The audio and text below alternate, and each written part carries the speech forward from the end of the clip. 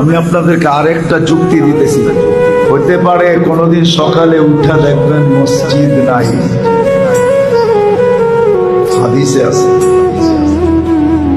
কোনদিন সকালে উঠা দেখবেন মসজিদ নাই, উঠায় নিয়ে নিবে আল্লাহ।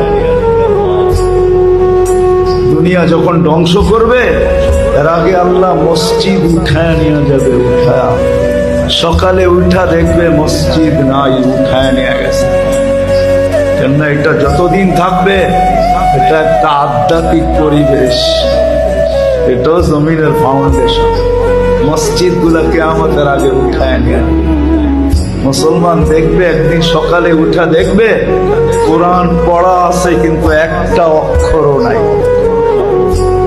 সব আল্লাহ উঠায় নিয়ে নেবে। তখনই পরিপূর্ণ সিগন্যাল আসবে এখন আমরা ধ্বংস করতে চলছি, যা তৈরি করছি তা ধ্বংস করে দেবে। সত্য এটি। কিন্তু আমরা যদি এর সাথে অগাধ মহব্বত রাখি, ভালোবাসা রাখি, একে আবাদ করি, আসা যাওয়া করি, সাহায্য সহানুভূতি দেখাই, তাহলে ইনশাআল্লাহ হতে পারে যত তাড়াতাড়ি উঠা যাওয়ার ইঙ্গিত দেখতেছি তত তাড়াতাড়ি উঠবে না, আরো কিছুদিন আল্লাহ রেখে।